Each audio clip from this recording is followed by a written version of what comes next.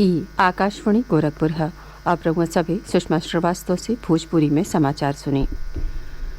प्रधानमंत्री नरेंद्र मोदी मेरठ में मेजर ध्यानचंद खेल विश्वविद्यालय के नई धैलें। यह विश्वविद्यालय की स्थापना सरधना कस्बा के सलावा और कैली गांव में कइल जा रहल हुए। एह पर करीब 700 करोड़ रुपया की लागत आई। यह मौका पर एगो विशाल जनसभा के संबोधित करत श्री मोदी कहले कि चाहे राष्ट्र रक्षा खातिर सीमा पर बलिदान दिहल होखे आ चाहे खेल के मैदान में राष्ट्र बदे सम्मान अर्जित कइल होखे, मेरठ और आसपास के इलाका राष्ट्रभक्ति के अलग अबहिनो जरौले बाटे। प्रधानमंत्री कहले कि मेरठ देश के महान संतान मेजर ध्यानचंद के कर्मस्थली रहल हुए। वहाँ के कहले कि कुछ महीना पहले ही केंद्र सरकार देश के सबसे बड़हन खेल पुरस्कार के नाव मेजर ध्यानचंद के नाव पर रखलस और आज मेरठ में खेल विश्वविद्यालय के स्थापना उनके नाव पर कइल जा रहल हुए।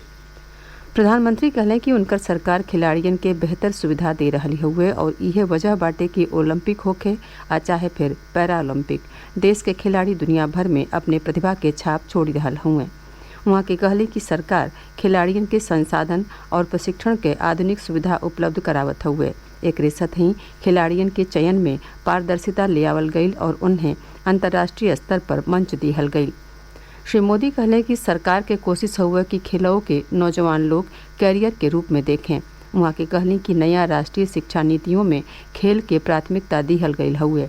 श्री मोदी प्रदेश के योगी आदित्यनाथ सरकार के सराहना करत कहले कि राज्य में कानून व्यवस्था के स्थिति में उल्लेखनीय सुधार भयल हो। पहले की सरकार अपने खेल में लगी रहती थी। पहले की सरकारों के खेल का ही नतीजा था कि लोग अपना पुश्तैनी घर छोड़कर पलायन के लिए मजबूर हो गए थे।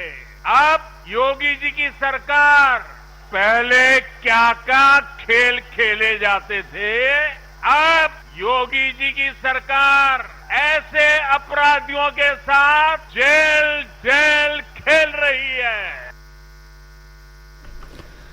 प्रधानमंत्री कहले कि आज के युवा भारत के भविष्य लिख रहल हुए। वहाँ के कहले कि युवा तय करी हैं कि आवे वाले समय में भारत कौने राह पर आगे बढ़ी। देश के सज्जो हिस्सा में विश्व स्तरीय खेलकूद बुनियादी ढांचा स्थापित कैले और खेल संस्कृति के बढ़ावा देहले पर प्रधानमंत्री खासतौर से ध्यान देहले हुए। मेजर ध्यानचंद खेल विश्वविद्यालय की स्थापना यही परिकल्पना के साकार कैले की दिशा में बढ़हन कदम हुए। ये खेल विश्वविद्यालय synthetic hockey, football, basketball, volleyball, handball, kabaddi मैदान, lawn tennis court, gymnasium hall, synthetic running stadium, तरणताल, बहुउद्देशीय हॉल और साइकिल वेलोड्रोम के सतही आधुनिक बुनियादी ढांचा सुविधा से लैस हुई। एमे औरियो खिलन के अलावे निशानेबाजी, स्क्वैश, भारोत्तोलन, तीरंदाजी, कैनोइंग, कयाकिंगों खातिर सुविधा हुई।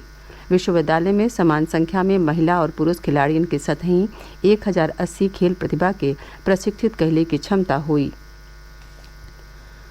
मुख्यमंत्री योगी आदित्यनाथ मेजर ध्यानचंद खेल विश्वविद्यालय के नई धैले पर प्रधानमंत्री नरेंद्र मोदी के आभार जतौलें। वहाँ के कहली कि ई राज्य के पहला खेल विश्वविद्यालय हुए। मैं आभारी हूँ आदरणीय प्रधानमंत्री जी का कि इन्होंने देश के सर्वोच्च खेल पुरस्कार खेल रत्न का नाम हॉकी के जादूगर कहे जाने वाले मेजर ध्यानचंद जी के नाम पर रखा। और आज जिस विश्वविद्यालय का शिलान्यास आदरणीय प्रधानमंत्री जी के कर कमलों से हो रहा है, इस प्रदेश के पहले स्पोर्ट्स यूनिवर्सिटी का नामकरण भी मेजर ध्यानचंद जी के नाम पर होने जा रहा है। प्रदेश में कोरोना संक्रमण के मामला तेजी से बढ़ी रहल हुए। पिछला 24 घंटा में 552 मरीजन में कोविड के पुष्टि भइल हुए, जबकि ए दौरान 37 मरीज स्वस्थ भइले। सक्रिय मामलन के संख्या बढ़ के 1725 हो गई हुए। एह बीचे कोविड नमूना के जांच लगातार जारी बाटे। काली 1,78,000 से ज्यादा नमूनन के जांच कइल गई। अबले 9 करोड़ 32 लाख से ज्यादा नमूनन के जांच कइल जा चुकल हुए। प्रदेश में कोविड टीकाकरण तेज गति से हो रहल बाटे। टीकाकरण खातिर पात्र आबादी में से अबले 87% से ज्यादा लोगिन के टीका के पहली डोज लगावल जा चुकल हुए, जबकि 50% से बेसी लोगिन के पूर्ण टीकाकरण कइल जा चुकल हुए। राज्य में काली 7 लाख से ज्यादा टीका लगावल जा चुकल हुए। ये समाचार बुलेटिन हमरे YouTube channel AIR news Gorakhpur और ट्विटर हैंडल AIR न्यूज़_GKP पर उपलब्ध बटे। एक सतही ई समाचार बुलेटिन पूरा भइल। नमस्कार।